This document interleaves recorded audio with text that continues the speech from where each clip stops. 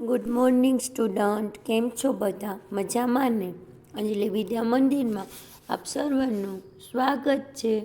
આજે આપણે ગણિતમાં પ્રકરણ 11 બીજ ગણિત એના વિશે સમજીશું. હવે જુઓ, એમાં તમારે યાદ રાખવા જેવી બાબતો આ પ્રમાણે છે કે જો અંક ગણિત છે તો એમાં આપણે શું તો કે 1, 2, 3, 4 જેવા અંકોનો ઉપયોગ કરીએ છીએ. જ્યારે બીજગણિતમાં આ અંકો ઉપરાંત ABCD XYZ જેવા મૂળ અક્ષરોનો ઉપયોગ થાય છે. કોઈ કિંમત માટે આપણે ABC XY જેવા સંકેતનો ઉપયોગ કરી શકીએ છીએ. આ ચોક્કસ સંકેતને ચલ કહે છે. ચલ કોને કહે છે? તો કે જે ABCXY જેવા સંકેતનો ઉપયોગ કરીએ છીએ, આવા ચોક્કસ સંકેતને આપણે ચલ કહી શકીએ છીએ. આ સંકેત દ્વારા નાના મોટા કોયડાઓ ઉકેલવામાં સમજવામાં સરળતા રહે છે. જ્યારે વિધાનમાં અંકોની સાથે જબા એટલે કે જમણી બાજુ અને ડાબા એટલે કે ડાબી બાજુ વચ્ચે બરાબરની નિશાની વપરાય તો તેને સમીકરણ કહેવાય છે. સમીકરણ કોને કહેવાય? તો કે જમણી બાજુ અને ડાબી બાજુની વચ્ચે જ્યારે બરાબરની નિશાની વપરાય છે ત્યારે તેને સમીકરણ કહે છે. સમીકરણમાં જબાની કિંમત એટલે કે જમણી બાજુની કિંમત બરાબર ડાબાની કિંમત એટલે કે ડાબી બાજુની કિંમત હોય છે. સમીકરણમાં અજ્ઞાત ચલની સાચી કિંમત મૂકતા સમીકરણમાં જમણી બાજુ એટલે કે જબા બરાબર ડાબી બાજુ એટલે કે ડાબા થાય. અજ્ઞાત ચલની કિંમત એ સમીકરણનો ઉકેલ કહેવાય છે. અજ્ઞાત ચલની જ્યારે આપણને કિંમત મળે છે, રકમ મળે છે, તો એને આપણે શું કહીએ તો કે એ સમીકરણનો ઉકેલ કહેવાય છે. જુઓ, હવે તમે તમારા પુસ્તકના પાના નંબર 226 ઉપર જુઓ. એમાં તમને લખ્યું છે કે નીચેની મેચસ્ટિકથી પેટર્ન બનાવવા માટે કેટલી દિવાસળીની જરૂર પડશે તેના નિયમ શોધો. નિયમો લખવા ચલનો ઉપયોગ કરજો. બરાબર છે? તો આપણે હવે એ નિયમો વિશે સમજીએ. તો જુઓ, પહેલું છે, તમે પહેલું ટી લખો. બરાબર? તો એક ટી બનાવવા તો n બરાબર 1 એટલે કે ટી બનાવવા જરૂરી દિવાસળીઓ કેટલી છે? 2 છે. એટલે કે 2 ગુણ્યા n. બરાબર છે? જુઓ, તમે જોઈ શકો છો કે એક આડી અને એક ઊભી દિવાસળી એટલે કે એક ટી બનાવવા 2 દિવાસળીની જરૂર પડે છે. તો 2 ગુણ્યા n તમે લખી શકો છો. પછી છે 2 ટી બનાવવા. તો 2 ટી બનાવવા જરૂરી દિવાસળીઓ કેટલી છે? તો કે 4. 4 એટલે કે 2 ગુણ્યા n. 4 એટલે કે 2 ગુણ્યા n. બરાબર છે? પછી 3 બનાવવા માટે હવે જુઓ, 3 ટી બનાવવા છે તો 3 ટી બનાવવા કેટલી દિવાસળીની જરૂર પડશે? તો કે 6 દિવાસળીની એટલે કે 2 ગુણ્યા n. તમે કરી શકો 2 ગુણ્યા n. n એટલે 3 અને 2 એટલે 2, તો 6 થઈ જાય. એવી જ રીતે 4 બનાવવા માટે 8, તો 2 ગુણ્યા n. હવે 2 ગુણ્યા n તમે કરો એટલે અહીં નિયમ કેટલો થયો? તો કે 2n નો નિયમ લાગુ પડે છે. હવે એવી રીતે જો તમને ઝેડ બનાવવાનું કીધું છે તો તમે ઝેડ સિંગલ એક ઝેડ બનાવો છો તો n બરાબર 1 લેવાના. એટલે આખો એક ઝેડ બને છે એને n ગણવાનો છે. પણ એક ઝેડ બનાવવા તમારે કેટલી દિવાસળીની જરૂર પડશે? તો કે 3 દિવાસળીની જરૂર પડશે. તો ઝેડ બનાવવા માટે જરૂરી દિવાસળી એટલે કે ઝેડ બરાબર n બરાબર 1 એટલે કે 1n. એક જ ઝેડ બનાવવો છે તો 3 દિવાસળી એટલે કે 3 ગુણ્યા n. ત્યાર પછી z બરાબર કૌંસમાં n બરાબર 2 બનાવવાની જરૂર, એટલે કે 2 n બનાવવાના, બે z બનાવવાના છે. n એટલે કે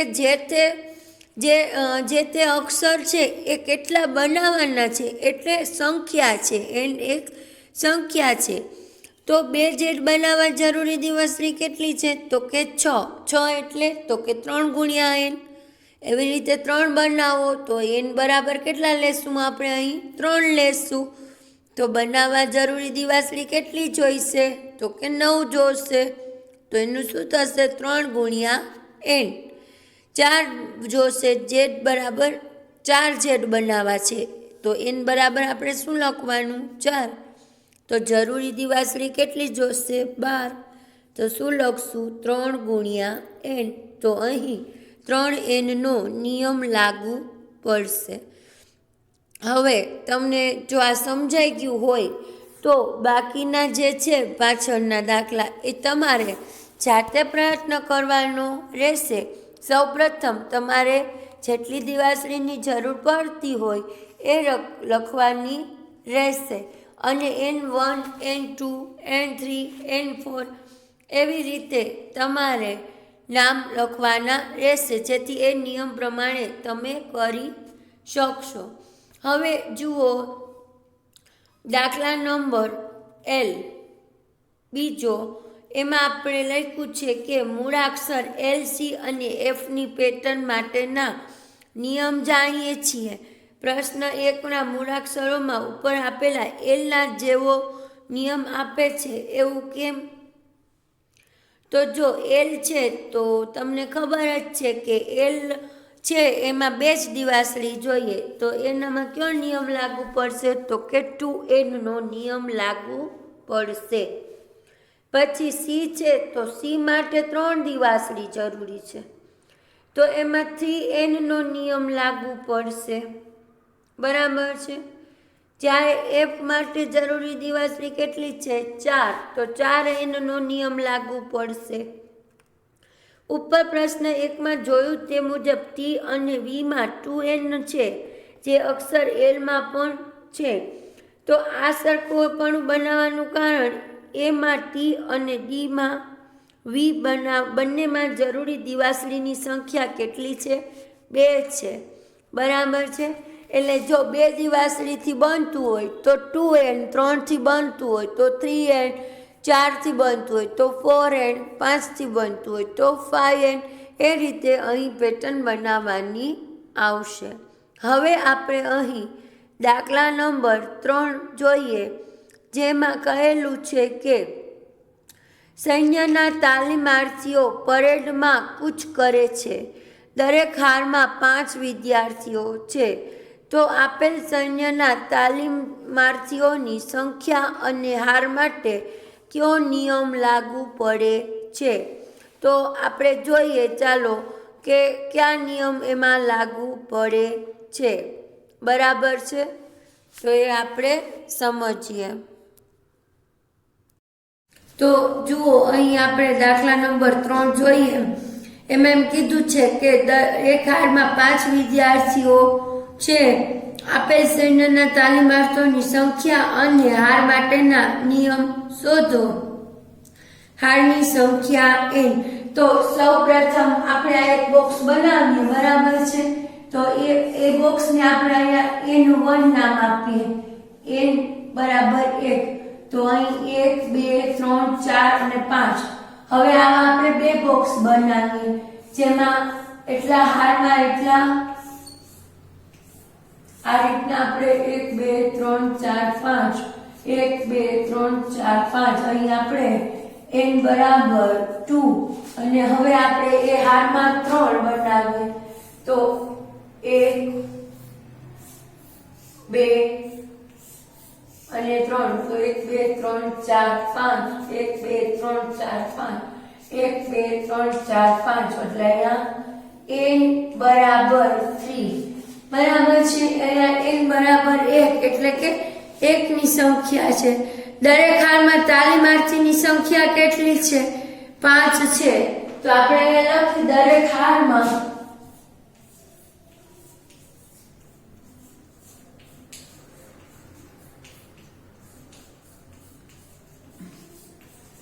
તાલીમ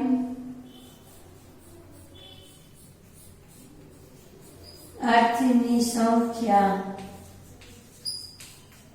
5 છે, બરાબર છે। દરેક હારમાં તાલીમાર્થીની સંખ્યા 5 છે। જ્યારે હાર 1 છે તો n બરાબર 1 છે, એટલે કે આ છે તો એમાં n બરાબર 1 છે।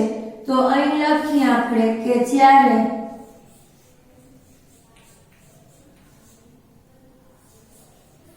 એક હાર હોય ત્યારે તો આપણે લખી શકીએ કે 5 ગુણ્યા n, બરાબર છે। આ રીતે આપણે લખવાનું છે। જ્યારે બે હાર હોય એટલે કે n બરાબર 2 તો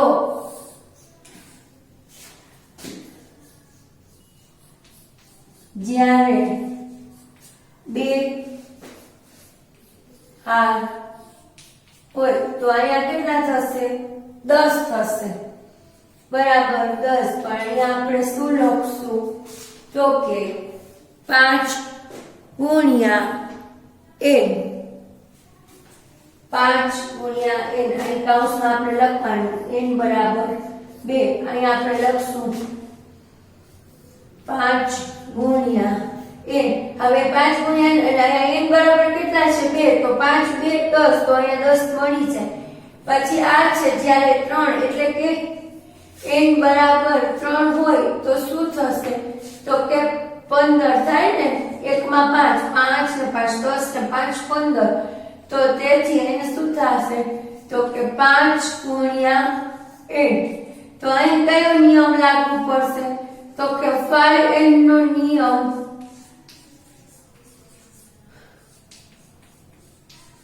લાગુ પડશે, બરાબર છે। અહીં 5n નો નિયમ તમારે લાગુ પડશે। હવે એવી જ રીતે જુઓ, તમને પેટીમાં 50 કેરી છે અને કેરીની કુલ સંખ્યા અને પેટીની સંખ્યા કેવી રીતે લખી શકશો?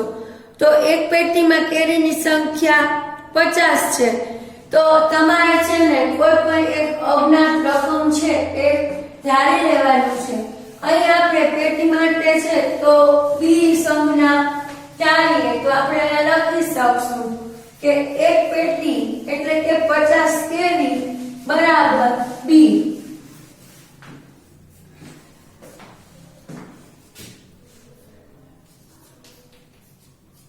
એક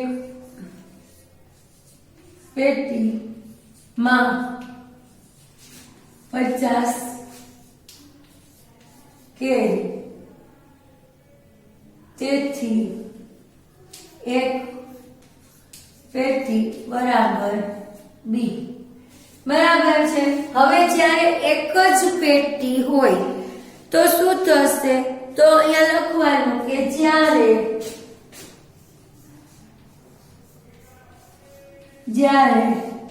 b બરાબર 1 એટલે કે એક જ પેટી હોય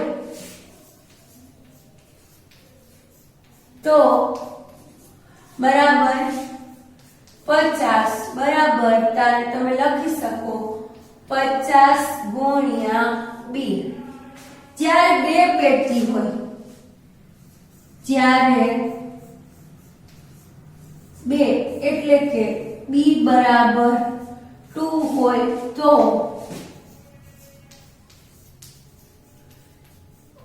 કેટલા થશે તો કે 50, b બરાબર 2 તો અહીંયા શું લખવાનું 50 ગુણ્યા 2 એટલે અહીંયા તમારે કેટલા થશે 100, તો અહીંયા તમારે લખવાનું 50 ગુણ્યા b। તો હવે જો અહીંયા 50 ગુણ્યા b કરો, b બરાબર કેટલા છે 2 છે, તો 50 ગુણ્યા 2 કરશો તો તમને જવાબ કેટલો મળશે 100 જ મળશે। હવે અહીંયા તમારે લખવાનું કે જ્યારે 3 પેટી હોય, જ્યારે 3 એટલે કે b બરાબર 3 હોય તો કેટલા થશે 3 ગુણ્યા 50 એટલે 120 50, તો તમારે અહીંયા શું લખવાનું? 50 ગુણ્યા b. તો અહીંયા કયો નિયમ લાગે છે? તો કે અહીંયા 50 b નો નિયમ લાગુ પડે છે.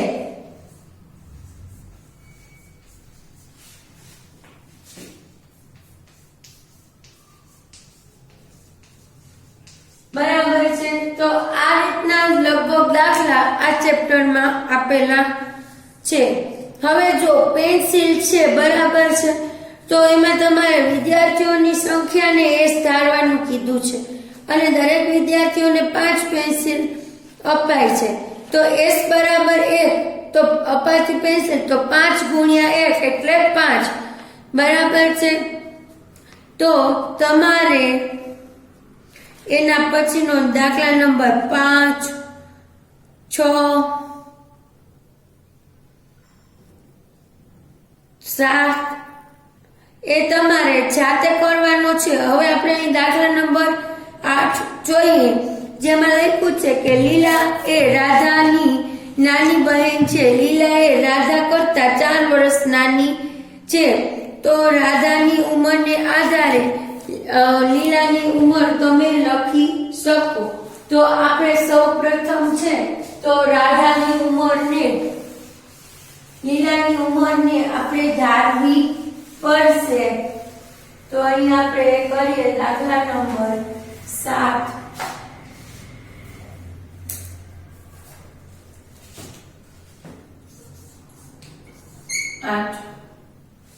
ધારો કે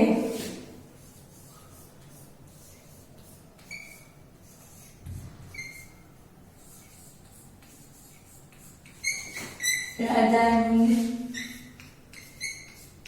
ઉંમર x વર્ષ.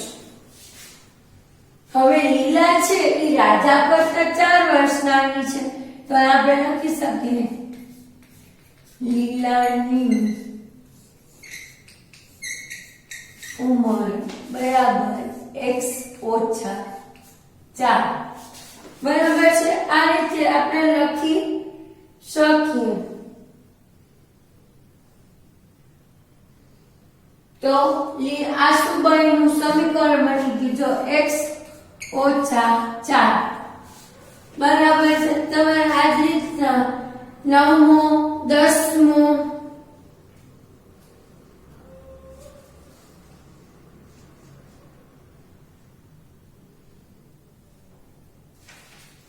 11મો દાખલો જાતે પ્રયત્ન કરવાનો છે. અહીં આપણે સ્વાધ્યાય 11.1 પૂરું કરીએ છીએ. હવે આપણે અહીં સ્વાધ્યાય 11.2 શીખવાનું છે. ખૂબ જ સરળ ચેપ્ટર છે. તમને બધાને ધ્યાન આપીને તમે કરશો તો તમને જરૂરથી આવડી જશે. તો એના માટે તમારે આ વિડિયો છે એ આખો પૂરો પહેલેથી જોવો જરૂરી છે. હવે જો તમને એમાં આપ્યું છે કે સમબાજુ ત્રિકોણને L વડે દર્શાવી તેનો ઉપયોગ. તો તમને ખબર છે કે સમબાજુ ત્રિકોણ છે તો જેની ત્રણેય બાજુ સરખી હોય ઈ. તો L માપ આપેલું છે. તો આ કેટલા L થયા? તો દરેક બાજુની લંબાઈ અહીં આપણે ABC નામ આપીએ છીએ. બરાબર છે. તો અહીં આપણે લખી શકીએ AB ત્રિકોણ ABC ની પરિમિતિ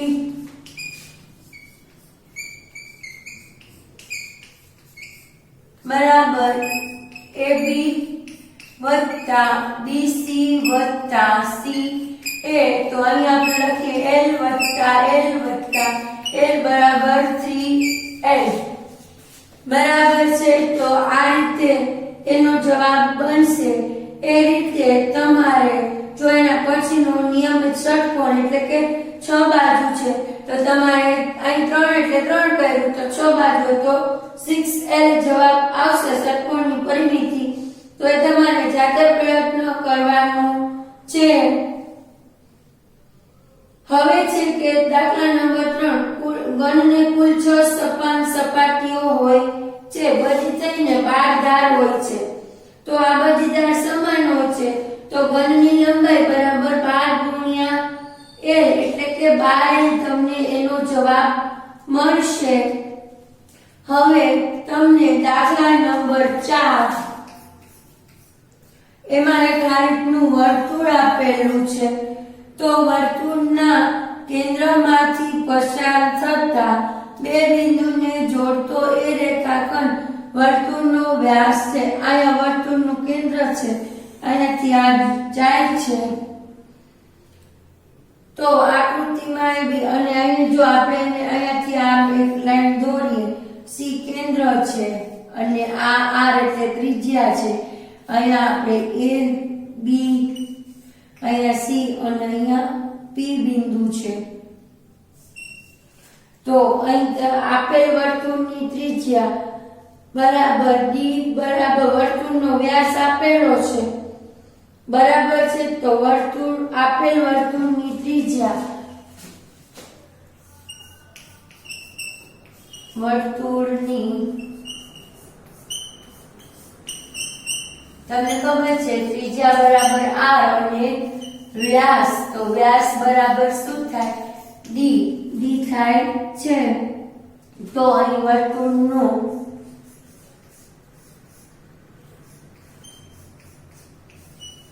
વ્યાસ બરાબર 2 ગુણ્યા ત્રિજ્યા બરાબર, અથવા ડી બરાબર 2r. આ રીતે આપણે દર્શાવી શકીએ છીએ. બરાબર છે. હવે છે કે 14, 27 અને 13 નો સરવાળો કરવાથી આપણી પાસે બે રીત છે. સૌથી પહેલા 14 અને 27 નો સરવાળો કરી 21 મેળવીશું અને પછી 13 ઉમેરીશું તો 54, અથવા 27 વત્તા 13 બરાબર 40 અને પછી 14. તો આ કોઈ પણ ત્રણ અંક માટે કરી શકાય. તો આ ગુણધર્મ સરવાળા માટે જૂથના નિયમ તરીકે ઓળખાય છે. પૂર્ણ સંખ્યાના પ્રકરણમાં આ ગુણધર્મ દર્શાવેલ છે, જે આપણે ભણી ગયા છીએ. બરાબર છે. તો તમે આમાં તમે જોયેલું છે કે a વત્તા b કૌંસ પૂરો વત્તા c અને b વત્તા c કૌંસ પૂરો વત્તા એ રીતે આપણે દર્શાવી શકીએ છીએ. બરાબર છે. તો હવે સ્વાધ્યાય 11.3 આપણે જોઈએ. બરાબર છે. અહીં સ્વાધ્યાય 11.2 પણ પૂર્ણ થાય છે. બરાબર. તો તમે આ વિડિયોને જરૂરથી જોજો અને જે કોઈ દાખલા છે એ વધારાના આ જ રીતના બીજા દાખલા તો એ તમે જાતે તમારી બુકમાં પ્રયત્ન કરજો, જેથી તમને વધુ પ્રેક્ટિસ મળે તો તમે સરળતાથી આ દાખલા આવડી જાય. બરાબર છે. તો હવે આપણે સ્વાધ્યાય 11.3 જોઈએ કે દરેક ચલ અંકનો એકથી વધુ ઉપયોગ ન થાય તેવી રીતે 5, 7 અને 8 ના અંકોની જુદી જુદી અભિવ્યક્તિ માટે કરો. માત્ર સરવાળા, બાદબાકી અને ગુણાકારનો ઉપયોગ કરી અને કરવાનું છે. તો ત્રણ અભિવ્યક્તિ કઈ રીતે આપણે તો જો એમાં કહ્યું છે કે 5, 7 અને 8, 5, 7 અને 8 માટે તો પેલા આપણે લખીએ સરવાળો. તો સરવાળો જ કીધો ખાલી તો 5 વત્તા કૌંસમાં 7 વત્તા 8 આ રીતે લખી શકીએ. પછી બાદબાકી કીધી હોય તો 5 વત્તા કૌંસમાં 8 ઓછા 7 આ રીતે પણ આપણે એને દર્શાવી શકીએ છીએ. બરાબર છે. હવે જુઓ એને કહ્યું છે કે ગુણાકાર સરવાળો અને બધા ઓછા બધું મિક્સ કરી અને લખવાનું છે. તો આપણે અહીં છે કેટલા બની શકે એ જોઈએ. તો સૌપ્રથમ આપણે લખી શકીએ 5 વત્તા 7 કૌંસ પૂરો વત્તા 8 આ પેલું બન્યું. પછી બીજું 5 ગુણ્યા 7 કૌંસ પૂરો ગુણ્યા 8 આ રીતે લખી શકીએ. ત્રીજું છે 7 કૌંસમાં 7 વત્તા 5 ગુણ્યા 8 લખી શકીએ. પછી છે 5 વત્તા કૌંસમાં 7 ગુણ્યા 8 આ પણ લખી શકીએ. પછી છે 8 ઓછા 5 ગુણ્યા 7 આ રીતે તમે અલગ અલગ કેટલા બનાવી શકો છો. આટલા મેં બનાવ્યા છે, બાકી તમારે જાતે પ્રયત્ન કરવાનો છે. નીચેનામાંથી કઈ અભિવ્યક્તિ માત્ર આંકડાકીય છે? તો ઉપર આપેલી એમાં જુઓ તમે, સી છે તો એમાં માત્ર આંકડાઓ છે અને ડી છે એમાં માત્ર આંકડાઓ છે, તેમાં કોઈ પણ ચલનો ઉપયોગ થયો નથી. બરાબર છે. હવે દાખલા નંબર 3 છે, એમાં કીધું છે કે નીચેની અભિવ્યક્તિની ક્રિયાને સરવાળા, બાદબાકી, ગુણાકાર અને ભાગાકાર ઓળખી આ બે અભિવ્યક્તિ શું દર્શાવે છે તે જણાવો. તો જુઓ, પેલું એમાં છે કે z વત્તા 1, z ઓછા 1, y વત્તા 17 અને y ઓછા 17. તો z વત્તા 1 છે એ શું દેખાડે છે? સરવાળો. તો કે z માં 1 ઉમેરતા. પછી બીજું છે તો z માંથી 1 બાદ કરતા, y માં 17 ઉમેરતા, y માંથી 17 બાદ કરતા. એ પછીનો b છે એમાં 17y, તો y ની સાથે 17 ને ગુણતા, y ના છેદમાં 17 તો y સાથે 17 ને ભાગતા, 5z તો 5 સાથે z ને 5 વડે ગુણતા.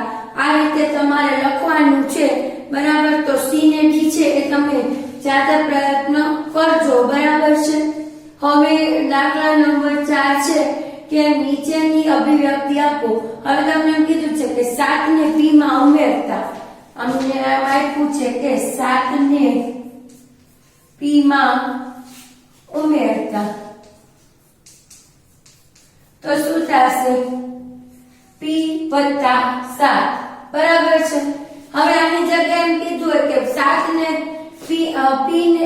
ને p વડે ગુણતા તો શું થાય? આ ઉમેરતા છે. હવે એવું છે કે p ને 7 વડે ગુણતા તો શું થશે? 7p. આ રીતે તમારે દર્શાવવાનું થશે. બરાબર છે. તો બાકીના તમે કરજો. નીચેની વિગતોની અભિવ્યક્તિ કરો. 11 ને 2m માં ઉમેરતા તો 2m વત્તા 11. બરાબર છે. y ને -8 વડે ગુણી મળતા પરિણામમાં 5 તો -8y વત્તા 5. બરાબર છે. આ રીતે તમે દર્શાવી શકો છો. હવે દાખલા નંબર 6 છે કે એક કરતા વધુ વખત ક્રિયાનો ઉપયોગ ન કરવામાં આવે તે રીતે t અને 4 નો ઉપયોગ કરી અભિવ્યક્તિ લખો. દરેક અભિવ્યક્તિમાં t હોવો જોઈએ. તો t વત્તા 4, t ઓછા 4, 4t, t ના છેદમાં 4, 4 ના છેદમાં t અને 4 ઓછા t. એવી રીતે બીજું જે છે b એ તમારે જાતે કરવાનું છે. હવે જુઓ, આપણે અહીં પ્રકરણ 11.3 છે એ પૂરું થાય છે. હવે આપણે અહીં તમને આ બધું 11.3 સુધીનું બધું સમજાઈ ગયું હશે. બરાબર. તો તમારે આ વિડિયોને પૂરેપૂરો ધ્યાનથી જોવાનો છે.